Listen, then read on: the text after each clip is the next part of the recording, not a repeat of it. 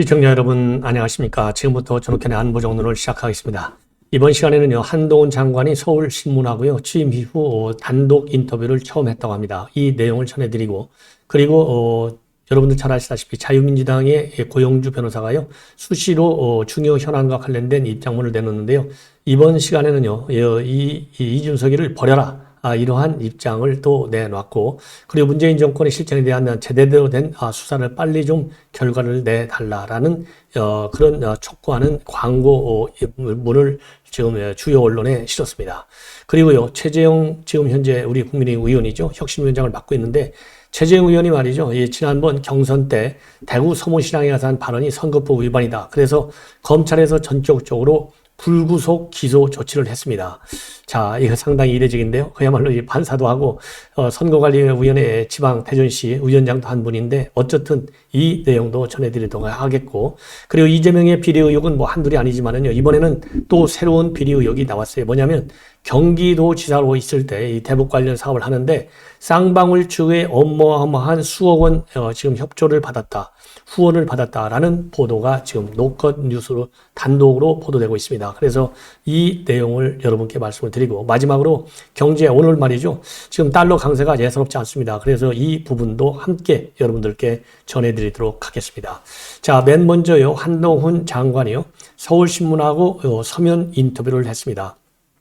서면 인터뷰를 통해서 한 것 중에 이제 우선요, 지금 문제점은 바로 뭐냐? 지금 법무부는 교정행정이라든가 그 다음에 또 다른 여러 가지 촉법 소년 문제라든가 소년 범죄라든가 이러한 이 교정 행정이 굉장히 중요한데, 그리고 출입국 문제라든가 이런 문제가 굉장히 중요한데, 이런 문제가 이 검찰발 이슈 때문에, 그리고 특히 특히 정치적으로 민감한 수사 때문에 상당히 뒤로 밀려 있는데, 앞으로 이러한 밀려 있는 법무부의 고유 현안 업무들을 제대로 좀 챙겨 나가겠다, 이러한 입장을 밝히면서요, 채널A 사건과 관련해서 본인이 이제 피의자로 돼 있었지 않습니까?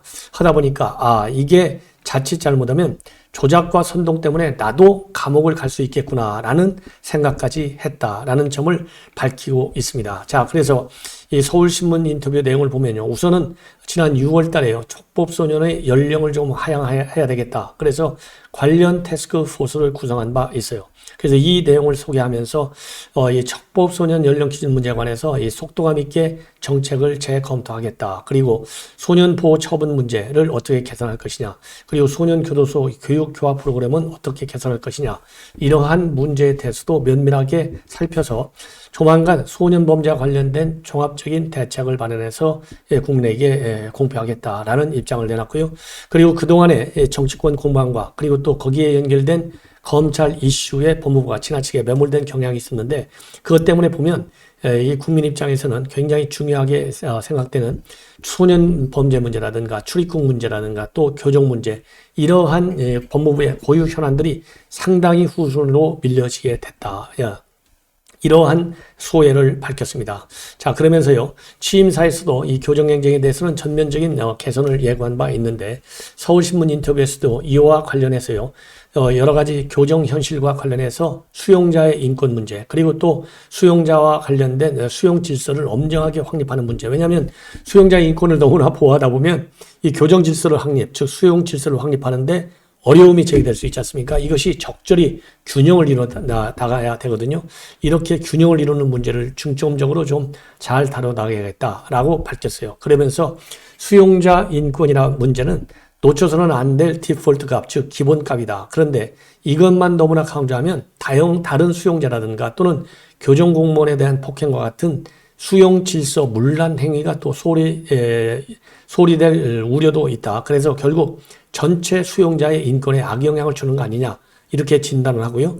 또 이 공권력 경시행위 등에 대해서는 엄정하게 대응할 필요가 있다. 왜냐하면 수용자 인권을 너무나 보호하다가 다른 수용자에 대한 제대로 된 보호권이 행사되지 않으면 결국 다른 수용자에 대해서의 인권은 또 피해가 가지 않습니까? 그리고 이것도 어떻게 보면은 사실상의 공권력 행사의 부분인데, 이 수용자들 중에서 이 악성 범죄를 악형을 범한 사람들도 많지 않습니까?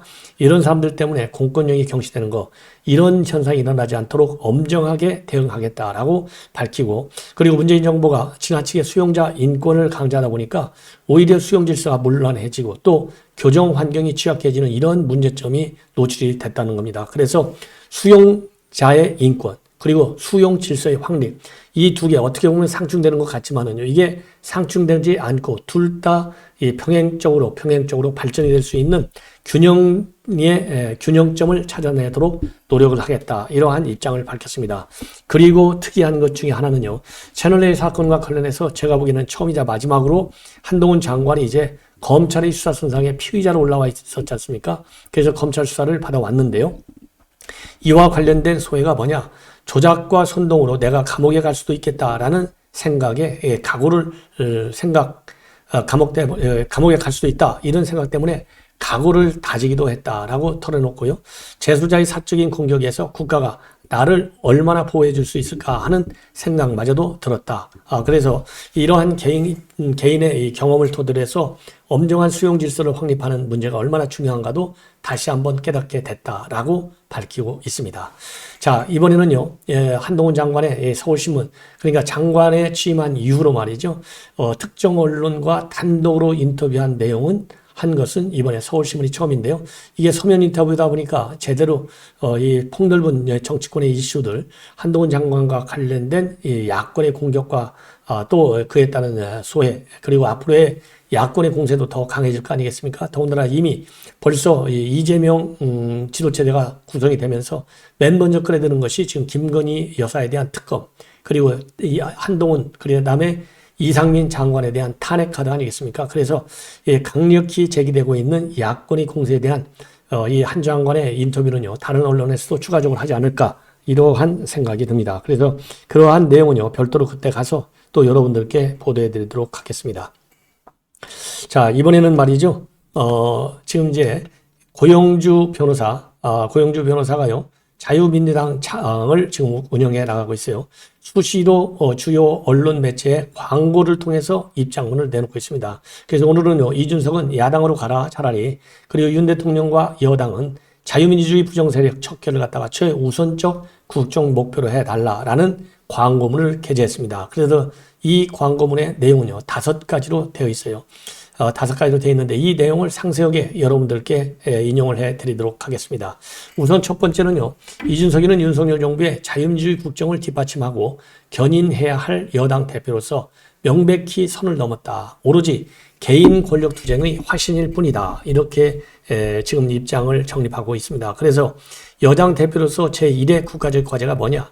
이전 정권이 무너뜨린 자유민주주의 회복, 그 다음에 창달에는 어떠한 의지나 관심의 표명도 없었다.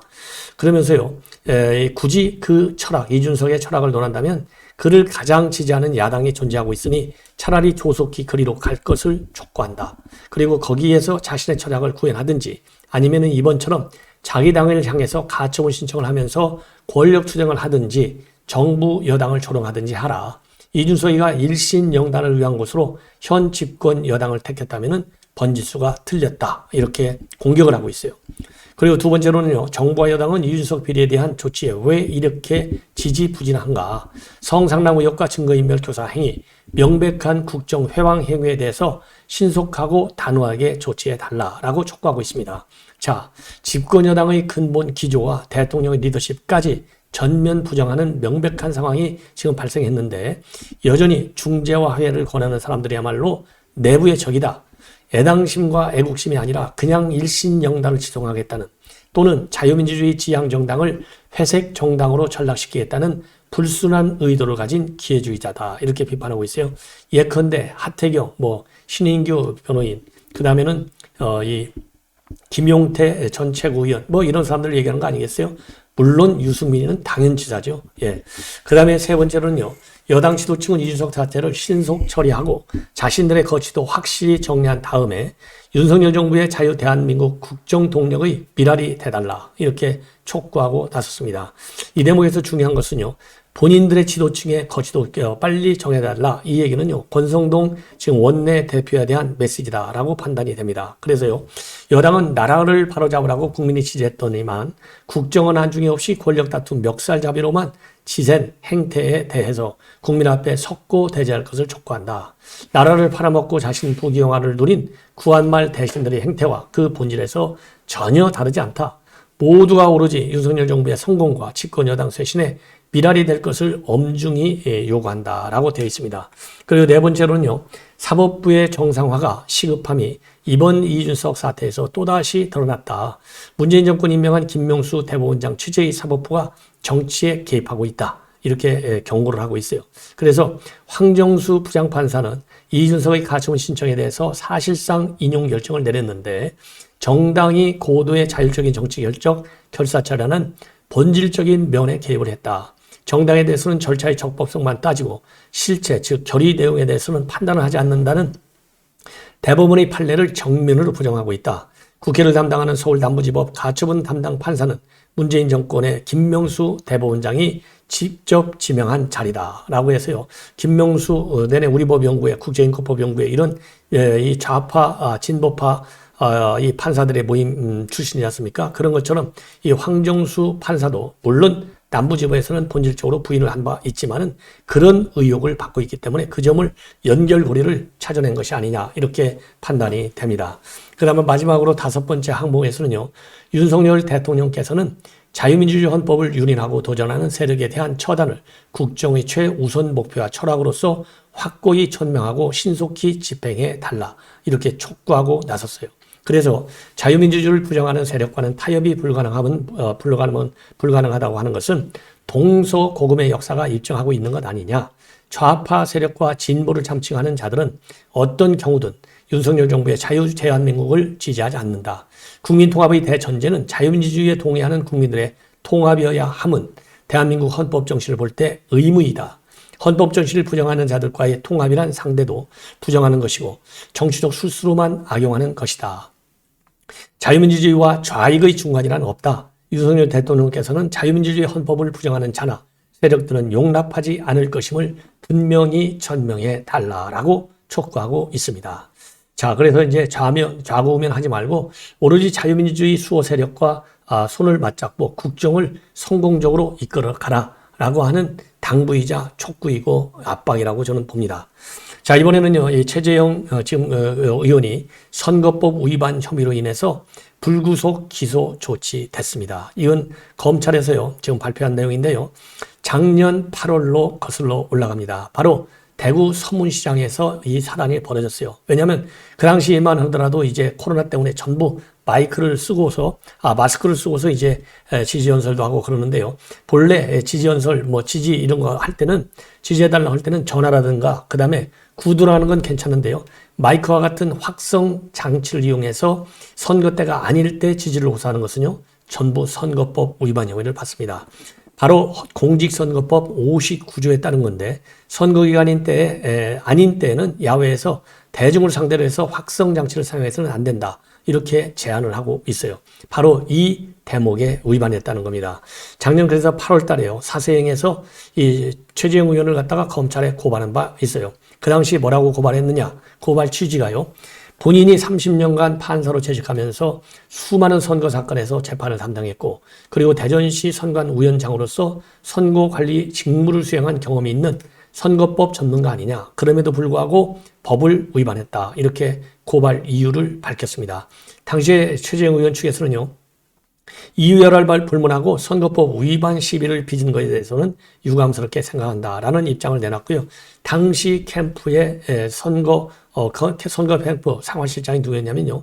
김명우 전 국회의원이었는데, 이 김명우 의원이 당시에 시장 앞에 지지자로 보이는 분들께 인사를 하는데 마스크를 쓴 상태에서 어떤 분이 마이크가 있다고 하길래 제가 마이크 있나요? 하며 전달해 드린 게 화근이 됐다. 공식 선거운동 기간이 아니면 마이크를 잡지 말아야 하는데 저도 사실 순간적으로 착각을 했고 의도적인 것은 아니었다라고 해명을 했지만은요. 자, 어쨌든 간에 실정법 위반이기 때문에 일단은 불구속 기소가 됐는데, 자, 이 사안이 100만 원 이상의 벌금 사항은 아닌 것 같고요. 그러나 그게 판사 출신이기 때문에 아무래도 좀 불명예스러운 측면은 있지 않나라고 판단이 됩니다. 자, 그래서 뭐 지금 이게 말이죠. 속보로다가 뭐 전 언론에 지금 뜨고 있어요. 자, 그래서 제가 보기에는 이 선거법 위반 내용이 말이죠. 그렇게 중한 위반 사항은 아니라서 좀 다행인 측면이 있지 않나라고 생각이 듭니다. 자, 이번에는요. 지금 이제 노컷 뉴스가 단독으로 보도하고 있는 내용입니다. 바로 이재명이가 경기도지사 할 때 얘기예요. 이재명 대표가 2018년도 얘기로 거슬러 올라갑니다. 2018년도 11월인데요. 유독 이 박원순 서울시장하고요. 그 다음에 이재명의 경기도가 제 기억에 대북 교류 사업을 굉장하게 역점적으로 추진했어요. 야망을 드러낸 것이죠. 왜냐하면 뭐 대선 후보가 되려는 게 확실했던 사람들 아니겠어요? 그러려면은 남북 관계에 대해서 뭔가 이니셔티브를 쥐고 있고 남북 화해와 평화 협력이라고 하는 민주당 진영의 이런 이 키워드에 컨셉에 맞는 그런 자질을 갖고 있다. 이거를 호소해야 되지 않겠습니까? 그러다 보니까 대북 사업을 굉장히 열심히 했는데 여기에서 지금 사단이 벌어졌어요. 뭐냐? 2018년도 11월에 이 경기도가 말이죠. 아태평화교류협회라고 하는 아태협이라고 하는 대북 교류단체하고 공동으로요.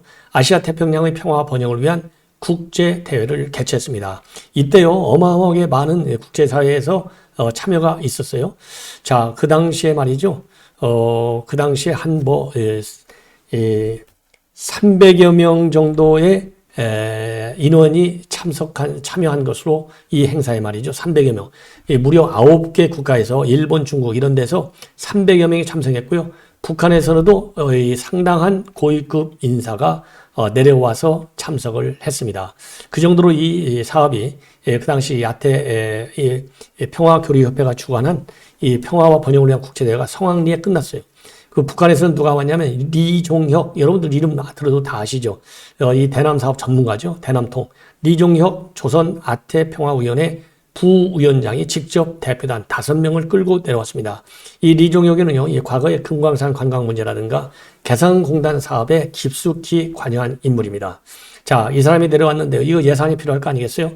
그런데 그 당시 들어간 예산이 총 8억 원 정도 들어갔는데 경기도에서는 3억만을 지원을 해줬고 나머지 5억은 누가 지원했느냐?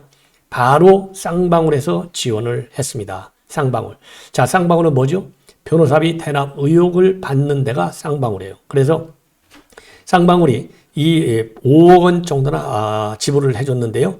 지금 문제는 뭐냐? 이 아태협에서 돈이 없으니까 쌍방울이 돈을 지원해줬다는 겁니다. 자, 그런데 이 경기도지사는 이재명이고요. 부지사, 이 행사를 주관한 부지사는 누구냐면 이화영이에요. 이화영 평화부지사인데요. 이화영 평화부지사는 바로 부지사가 되기 전까지 쌍방울 그룹의 자회사의 사회이사를 하고 있었어요. 자, 그러니까 다 지금 쌍방울 그룹에서 그러니까 변호사비 대납 의혹까지 받는 기업 아니겠습니까? 이러다 보니까 또 대북 교류 사업에까지 물주 스폰 역할을 한 거예요. 그러면 2018년도 이때만 했느냐? 아니올시다요. 2019년도에도 여러 가지 행사를 했는데 이때도 이 아태협이 하는 행사에 말이죠. 쌍방울 측에서 돈 지원을 많이 해줬어요. 그래서 2019년도에 쌍방울하고 또 이 계열사 그리고 김성태 회장하고 사업상 밀접하게 연결되어 있다고 하는 필룩스 그룹, KH그룹이죠. 요즘 압수수색 받았어요. 이 그룹도.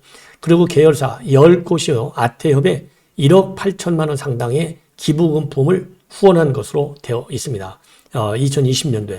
그리고 2019년도에는요. 6억 4,800만 원의 기부금품을 또 아태협에 지원한 걸로 되어 있고 상세 내역은 공개되지 않았어요. 그리고 또 2019년도에는요. 일본 초등학교에 또 이 아태협이 1억 9천만 원을 후원하는데 이때 쌍방울 이름으로 또 후원을 합니다. 그래서 그리고요. 또 2019년 7월에 필리핀에서 제2회 아태 평화번영 국제대회가 열리는데 이때도 아태협을 쌍방울 그룹에서 또 지원을 하는 거예요. 그래서 아태가 하는 모든 행사에 마치 쫓아다니면서까지 후원할 정도로 굉장히 열심히 후원해줬다. 그래서 이 쌍방울이 대북 사업에 이렇게까지 지원하고 나선 것은 뭔가 이재명하고 상당한 이 거래가 있는 것이 아니냐. 이렇게 지원해준 대가로 뭔가 특혜를 준 것이 아니냐. 왜냐면요. 이재명의 대장동 사업 그렇죠. 백현동 사업 그렇죠. 성남 fut볼 사업 그렇죠. 이런 모든 사업들이 다 대가가 있어요. 이게 불법이냐 아니면 합법이냐의 문제가 있을 뿐이지 일단 특혜를 제공한다. 그래서 지금 쌍방울 그룹 측에서요, 이 아태가 주관하는 그리고 경기도가 함께 주관했던 행사에 이렇게 수억 원을 지원한 것이 과연 어떤 특혜를 노리고 했는지, 이게 김영란법도 위반이고요. 뭐 또 다른 또 관련 법 위반 가능성이 상당히 크지 않습니까?